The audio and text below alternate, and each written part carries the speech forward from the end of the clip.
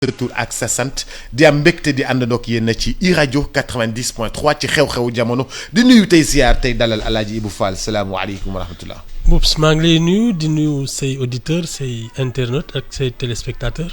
mbaa yaa ngi am jàmm. ah waaw comme ñëpp rek. Alaaji Ibou Fall. boobu ba tey man nag nekk ma fi woon yi fi jot a xew ci sama ginnaaw nag ci réew mi bari na lool. yow waroo di tukki de. man kay damaa tukki réew mi jaxasoo. ah waaw. yow de waroo di tukki. man damaa tukki ñëw fekk réew mi jaxasoo. yi koy jax man daal waruma yàgg daal. man daal benn fan laa war a di def. lu mu bari bu ko baree ba bari ma def ñaari fan. ñëw toog lii moom ëpp naa def. damaa bëgg rek ñu njëkkee li nga xam ne man fekkuma fi. mu di rapport au Cour des comptes. nga xam ni daanaka sëñ Mountakha moom 200 millions mi ku ko lekk dina génn ci yow ay taab. man dama fanaane def ay nuit blanche 7TV DTV ITV 2STV defe naa yóbbu nañu 100 et quelques millions joxe ko li nit ñi joxe yëpp muy toll ci près de 19 milliards li Sénégalais yi dajale joxe ko dañoo dégg ni daal dafa am daal ñoo xam ne dañ cee coppati. loolu c'est man je trouve que c'est même logique que ñu koy parce que ñun gis nga ni suñu organisation société bi bindoo. Tu as l'impression que surtout dans l'administration dañu am la philosophie de rentier c'est-à-dire dañuy toog ci benn place boo xam ne xaalis dafay romb ñu ciy coppateeg yooyu et soo seetloo c'est pratiquement notre organisation sociale c'est-à-dire aujourd'hui mooy tous les trafics que tu entends sur les passeports sur les permis de conduire sur les autorisations d'importer ak c'est comme ça que le pays fonctionne. Oups ñun suñu philosophie administration moom moo doy waar. mais philosophie administration boobu loolu dañ ko doon ci tubaab bi. tubaab bi kon noonu la doon liggéeyee ak ñun. c'est ça c'est l'administration coloniale on a hérité de ça parce que administration coloniale bi dañ ko fi teg pour muy jël li alalu réew mi di ko yóbbu. France voilà à la métropole. et donc ñi leen remplacer ils réfléchissent comme ça c'est-à-dire on a organisé les choses de telle sorte que lu ne dañ la ciy coince di la ko tereeg yooyu teg seen loxo ci lépp léegi nag y a deux sortes de fonctionnaires parce que ñëpp yemuñu am na ci ñoo xam ne mën nga leen dénk alalu réew mi dinañ ci kii ba seen carrière jeex virgule du ci deñ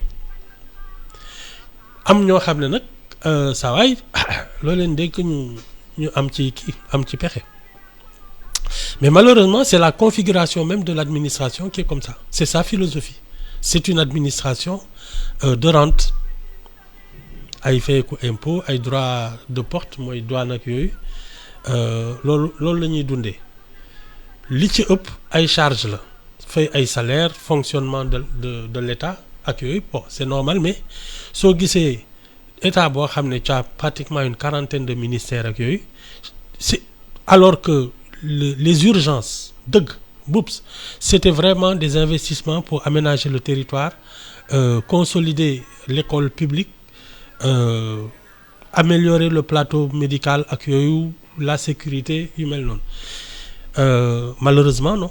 yëf yi dafa nuru lu yomb pour que ñu changer réew mi dafa si sama bopp bokk ci sama éclairage dafa nuru loo xam ni. il y a deux choses. mën na nekk dafa yomb. mais c'est comme si on dirait que on refuse d'avancer comme disait Axel Kabou on refusait comme si l'Afrique refusait. c'est juste une question de leadership xam nga gis nga ku mel ni Wade par exemple quand il est arrivé en 2000. lu mu ñu def la woon na war nañ ko mën a def parce que nit ñi dañ ko xaar lu yàgg. yaakaar ci moom. te li mu def ndawul parce que il a fait tomber un régime de 40 ans. kon ñu xam ne kii Superman la. xam nga c'est ce qu'on appelle le messianisme nit koo xam ne dañuy naan kii daal yàllaa ko yónni ci ñun te kooku déjà ak jaar-jaaram lu mu waxoon Sénégalais yi defal ko ça s'est mal passé. référendum truc. lu mu bëggoon ñu defal ko lépp ñu def ko defal ko. maa ngi fàttali benn jour juste boobu yàggul palais mu wàcc doxantu ci gannaaw Anse génn Bernard dox mbal ci mbedd mi waaw.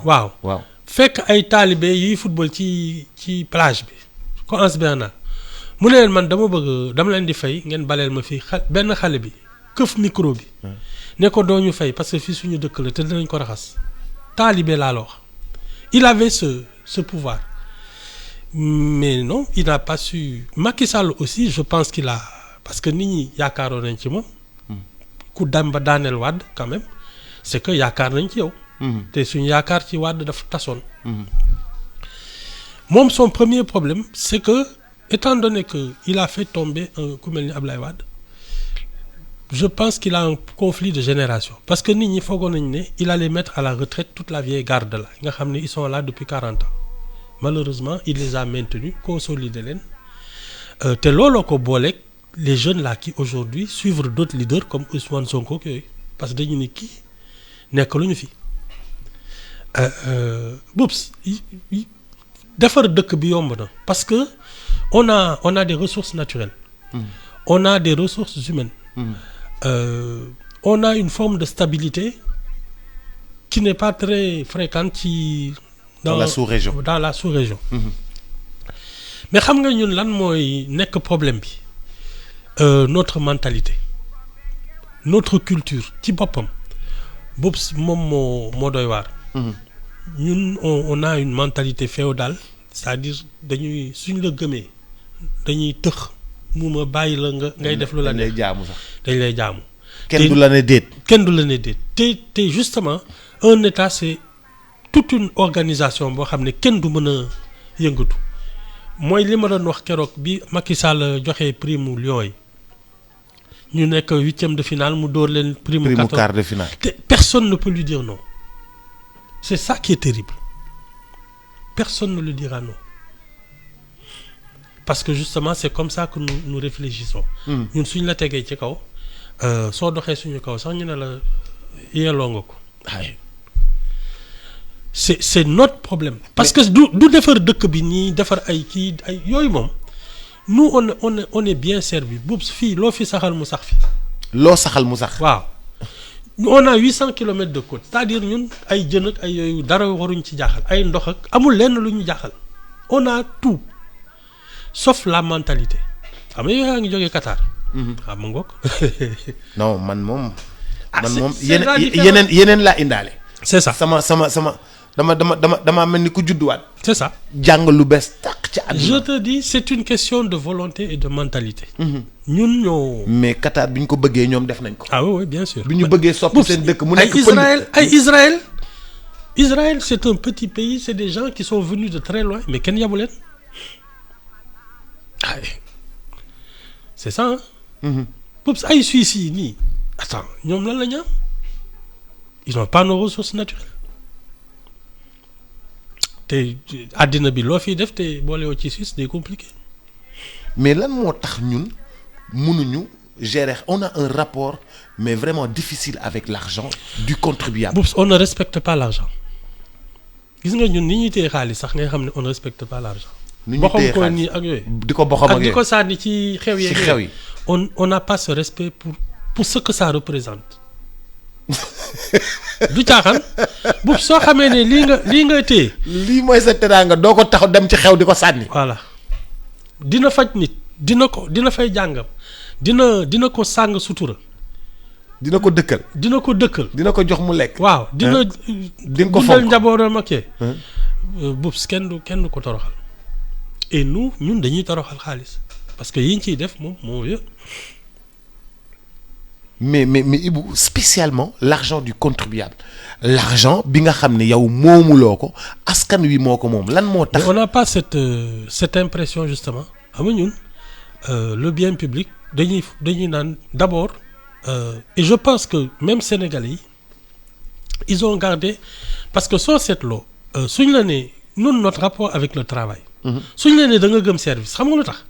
parce que ceux qui travaillent dans l'administration ils étaient complices de la puissance coloniale. Oui. Donc nègres yi indigènes yi ils les considéraient comme des traîtres donc même ceux qui travaillaient avec le tubaab ils avaient mauvaise conscience moo tax dañ lay naan yow da nga gëm service mooy da nga gëm tubaab bi quoi. Et donc nous notre rapport même au travail est extrêmement sulfureux looy gën a tàppale parce que tu as l'impression que c'est une forme de résistance à la colonisation alors que colonisation bon même si officiellement jeex na yooyu ñun bi ñu jëlee suñu indépendance si on avait cet esprit de développement notre rapport au travail et à l'argent serait différent mais ñun dafa mel ni on a encore le sentiment de travailler pour le tubaab 62 ans après l'indépendance c'est ce rapport-là qu'on a avec l'administration et le travail quoi. nañuy liggéey yaakaar ne tubaab bi la ñuy liggéeyal. voilà à part keneen la ñuy liggéeyal quoi alors que yow sooy liggéey da ngay xam ne yow sa bopp ngay liggéeyal njëkk. On travaille d'abord pour soi-même. c'est ta dignité en fait. oui. mais su dee yow da nga jàpp ne da ngay liggéeyal keneen effectivement doo ñëw waxtu suñ la santee benn affaire doo ci sonn da ngay tappale quoi lenn rek ngay yàkkamti mooy ñu fay la sa salaire nga dem toog. C'est parce qu'on a un rapport au travail extrêmement pourri. mais dama am ay questions depuis bi rapport bi génn dama am ay questions yu bëri yuy ñëwaat xam nga def nañ fi auditu nu mu tuddati personnel bu administration sénégalaise. ah c'est Macky Sall qui l'a fait non. ah mais plusieurs fois def nañ ko. def audit bi. ñu gis ni am na ay peut-être ay 4000 3000 personnes yoo xam ni. yàgg na kenn gisu leen. oui mais léegi moi je me les morts ak yooyu. ay cet argent là. et fan la doon dem. ah ñoo xam de. ñu doon foo xam ne ñu ngi doon fayeeku. ñoo xam de. te kenn gisu leen. ñoo xam liggéey si wuñu xaalis boobu noonu fu mu doon dem. ah am na ñu koy encaissé di. waaw ñi koy encaissé. man je me souviens il y avait un rapport sur les histoires de bourse là. dañ ñëwoon am na ci ay xale yoo xam ne ay aide ak yooyu dañ ko doon dajale ils avaient au moins 4 5 ou 6 bourses yoo xam ne ñoom kese la loolu mës na fi am ça fait peut-être 10 ou 15 ans yàgg na non bourse ñun on a vraiment parce que sentiment national xam nga loolu mooy jiitu.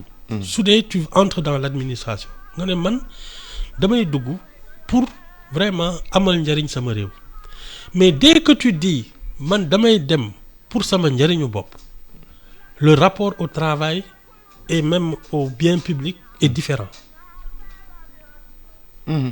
C'est ça hein? C'est ni ngay duggee ngay liggéeyee su dee da nga ne man daal vraiment sama wàll ci réew mi laay jël xam nga c'est mal parti. waaw c'est ça.